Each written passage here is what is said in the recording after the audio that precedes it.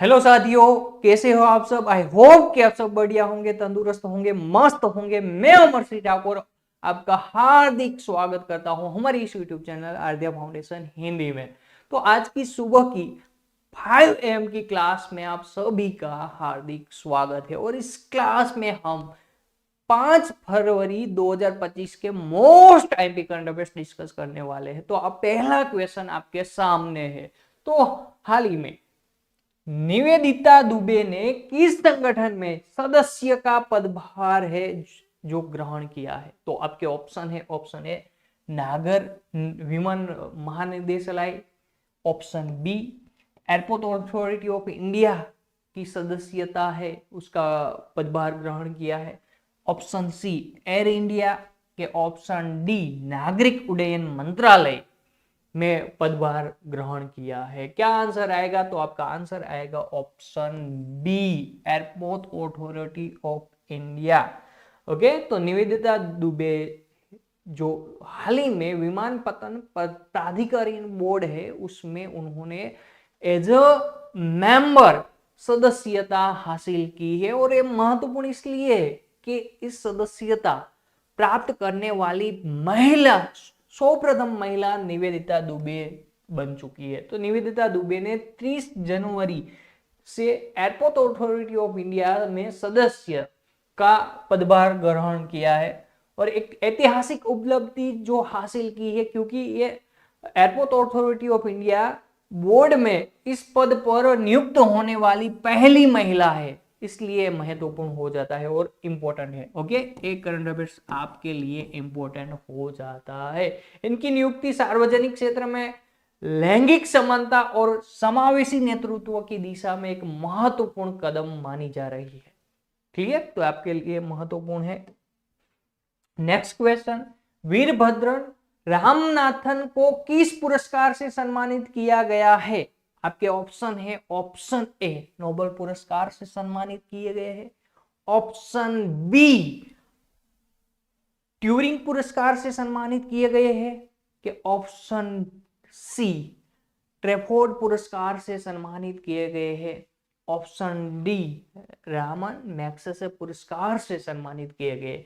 क्या आंसर आएगा? फटाफट आंसर दीजिए, कमेंट बॉक्स में आपका आंसर देने हैं। तो आपका आंसर आएगा ऑप्शन सी ट्रेफोर्ड पुरस्कार से वीरभद्र रामनाथन को सम्मानित किया गया है हाल ही में। चलो आगे देखते हैं। तो भारतीय मूल के वैज्ञानिक है वीरभद्र रामनाथन, जिनको हाल ही में ट्रैफोर्ड पुरस्कार 2026 से नवाजित किया गया है, यानी कि उन्होंने पुरस्कार अपने नाम किया है, जीत हासिल की है। भारतीय मूल के वैज्ञानिक वीरभद्र रामनाथन को ट्रैफोर्ड पुरस्कार से सम्मानित किया गया है, जिसे अक्सर भूविज्ञान का नोबेल कहा जाता है। भूविज्ञान का नोबेल पुरस्कार किसे कहा जाता है? तो आपको पता होना चाहिए, ट्रैफोर्ड पुरस्कार को भूविज्ञान का नोबेल प्राइज कहा जाता है। ओके, तो ये सम्मान जो है वो पृथ्वी विज्ञान और जलवायु अनुसंधान के क्षेत्र में उनके असाधारण और दीर्घकालीन योगदान के तहत उनको ये मिला है, पुरस्कार मिला है। 5 दशकों से भी अधिक उन्होंने अपने करियर में रामनाथन ने वैश्विक तापन की वैज्ञानिक समझ को नई दिशा दी है, नए आयाम दिए हैं। उसके तहत उनको ये पुरस्कार ट्रैफोर्ड पुरस्कार 2026 से उन्हें नवाजित किया गया है, यानी कि उनको ये पुरस्कार मिला है। चलो नेक्स्ट क्वेश्चन देखते हैं। भारत और यूरोपियन संघ के बीच कागज रहित से जुड़ा प्रशासनिक समझौता कब हुआ है? ओके, भारत और यूरोपियन संघ के बीच क्या हुआ है, कौन सा समझौता हुआ है? तो वो समझौता है कागज रहित वैश्विक व्यापार से जुड़ा प्रशासनिक जो समझौता हुआ है वो कब हुआ है? ऑप्शन है ए 15 जनवरी को, ऑप्शन बी 20 जनवरी को, ऑप्शन सी 27 जनवरी को, ऑप्शन डी 2 फरवरी 2026 को। क्या आंसर आएगा? तो आपका आंसर आएगा ऑप्शन सी 27 जनवरी 2026 को यह समझौता किया, यानी कि भारत और यूरोपियन संघ के बीच जो व्यापार है, तो व्यापार में ओके, तो यूरोपियन संघ और भारत के बीच सीमा पार डिजिटल व्यापार को बढ़ावा देने हेतु यह अहम समझौता किया गया है, यानी कि ये समझौते पर हस्ताक्षर किए गए हैं। भारत और यूरोपियन संघ ने कागज रहित वैश्विक व्यापार की दिशा में एक महत्वपूर्ण पहल की है, हस्ताक्षर करके 27 जनवरी 2026 को इलेक्ट्रॉनिक्स और सूचना प्रौद्योगिकी मंत्रालय और यूरोपियन आयोग के डीजी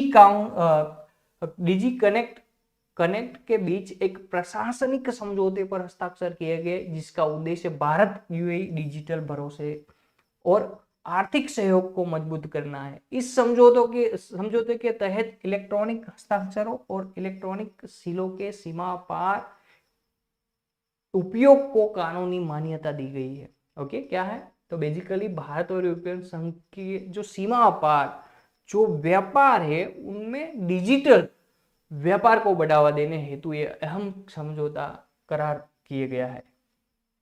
नेक्स्ट क्वेश्चन, जनवरी 2026 के माध्यम से कुल कितने लेन देन दर्ज की गई है? ओके, किसके थ्रू? तो यूपीआई के थ्रू। ओके, तो जनवरी 2026 में यूपीआई के माध्यम से, यूपीआई थ्रू कुल कितने की लेन देन हुई है, कितने की लेन देन दर्ज हुई है? तो आपका ऑप्शन है 15.2 अरब, 18.6 अरब, 21.7 अरब के 25 अरब यूपीआई का ट्रांजैक्शन कुल हुआ है। कितनी की लेन देन हुई है? तो आपका आंसर आएगा ऑप्शन सी 21.7 अरब। तो इसको भी डिटेल में देख लेते हैं। तो कि जनवरी 2026 में भारत की डिजिटल भुगतान प्रणाली ने एक ऐतिहासिक उपलब्धि दर्ज की है, यानी कि अब तक की ऐतिहासिक उपलब्धि है यूनिफाइड पेमेंट इंटरफेस, यानी कि यूपीआई का फुल फॉर्म क्या है? यूनिफाइड पेमेंट इंटरफेस के माध्यम से 21.7 अरब से अधिक लेन देन की गई है, जिसका कुल मूल्य 28.33 लाख यानी कि 28.33 लाख करोड़ रहा है। ये संख्या और मूल्य दोनों के और लिहाज से अब तक का सबसे ऊंचा स्तर है।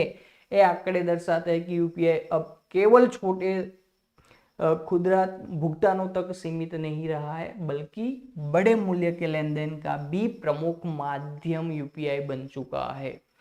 क्लियर? तो नेक्स्ट देखते हैं। तो रिस्पॉन्सिबल नेशंस इंडेक्स 2026 कुल कितने देशों का मूल्यांकन किया गया?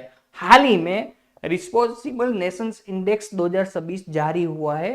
तो ये जो इंडेक्स जारी हुआ है तो कुल कितने देशों का मूल्यांकन किया गया था? तो क्या ऑप्शन ए 120 देश, ऑप्शन बी 140 देश, ऑप्शन सी 154 देश, ऑप्शन डी 165 देश।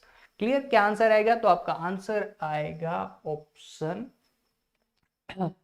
तो 19 जनवरी 2026 को वर्ल्ड इंटेलेक्चुअल फाउंडेशन द्वारा जारी रिस्पॉन्सिबल नेशन इंडेक्स 2026 वैश्विक नेतृत्व के आकलन में एक नया दृष्टिकोण प्रस्तुत करता है। इस सूचकांक देशों की शक्ति को केवल जीडीपी, सैन्य क्षमता या भू राजनीतिक प्रभाव के आधार पर नहीं, बल्कि जिम्मेदार और नैतिक आचरण के आधार पर मापता है। ओके, जीडीपी के आधार पे नहीं, सैन्य क्षमता के आधार पे नहीं, क्लियर, भू राजनीतिक प्रभाव के आधार पर नहीं, बल्कि जिम्मेदार, ओके, रिस्पॉन्सिबल नेशंस जो अपने सिटीजन्स के प्रति, ओके, अपने नागरिक के प्रति क्या है? रिस्पॉन्सिबल है, जवाबदार है। ओके, अच्छी तरह से अपना जो भी यानी कि जो भी अपना देश है तो अपना देश चलाने के लिए जो भी अच्छा किया जाता है, ओके, उसी तरह तो अपने अपने देश अपने नागरिकों के लिए उनके हित में, उनके राइट्स में जो डिसीजन लेते हैं तो उसको आधार रखकर जो इंडेक्स है वो बनाया गया है, बल्कि जिम्मेदार और नैतिक आचरण के आधार पर मापता है। वो उसका उद्देश्य ये समझना है कि कोई देश मानवता के सामूहिक हित में कितना जिम्मेदार व्यवहार करता है। क्लियर? चलो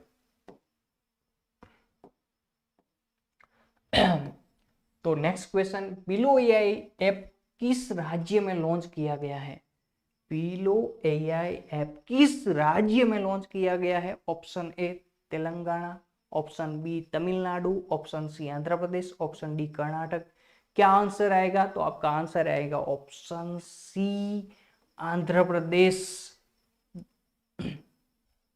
तो 2 फरवरी 2026 को आंध्र प्रदेश के मुख्यमंत्री एन चंद्रबाबू नायडू ने पिलो एआई नामक एक अभिनव वॉइस आधारित बिलिंग और अकाउंटिंग ऐप लॉन्च किया, जो छोटे व्यवसायों और एमएसएमई के डिजिटलीकरण की दिशा में एक महत्वपूर्ण पहल है।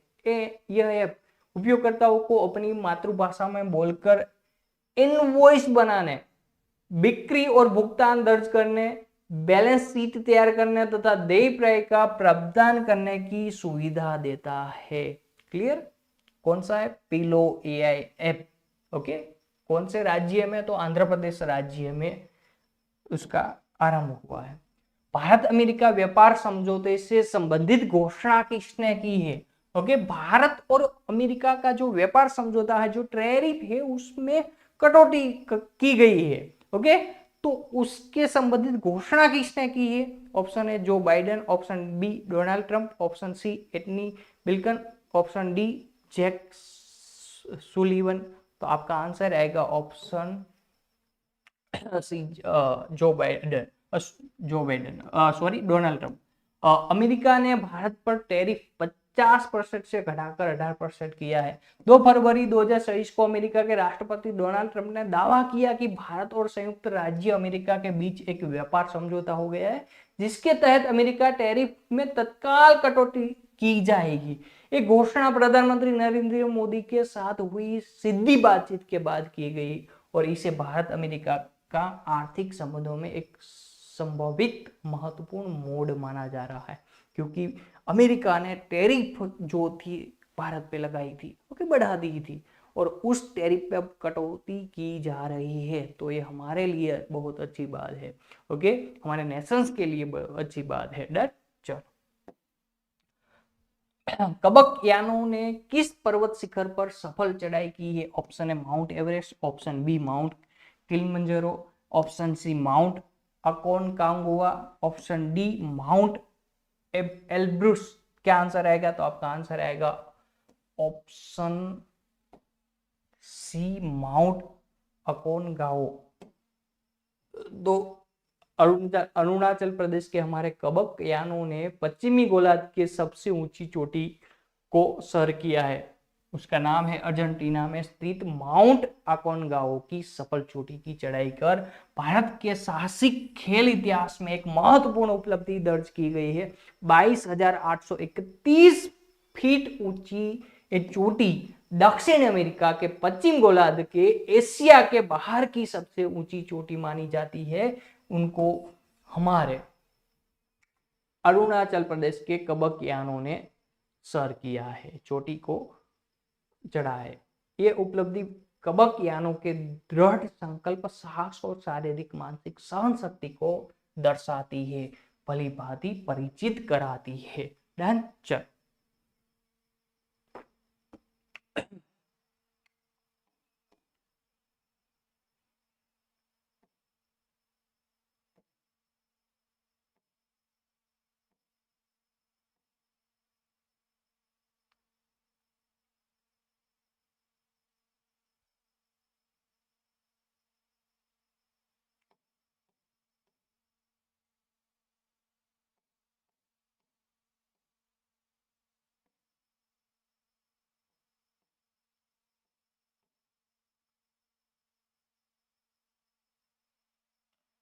ऑप्शन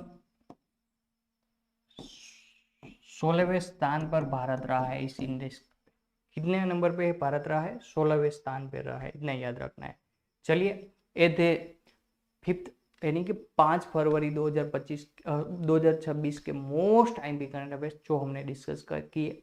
तो ऐसे ही करंट अफेयर्स देखने के लिए सब्सक्राइब कर लीजिए हमारी चैनल, और इस करंट अफेयर्स का लेक्चर की पीडीएफ के लिए हमारे टेलीग्राम चैनल, जिसकी लिंक आपको डिस्क्रिप्शन में मिल जाएगी, तो वहाँ से टेलीग्राम चैनल ज्वाइन कर लीजिए। देखते रहिए, ऐसे ही हमारे साथ बने रहिए। मिलते हैं नेक्स्ट लेक्चर में, तब तक जय हिंद, जय भारत, वंदे मातरम, भारत माता की जय।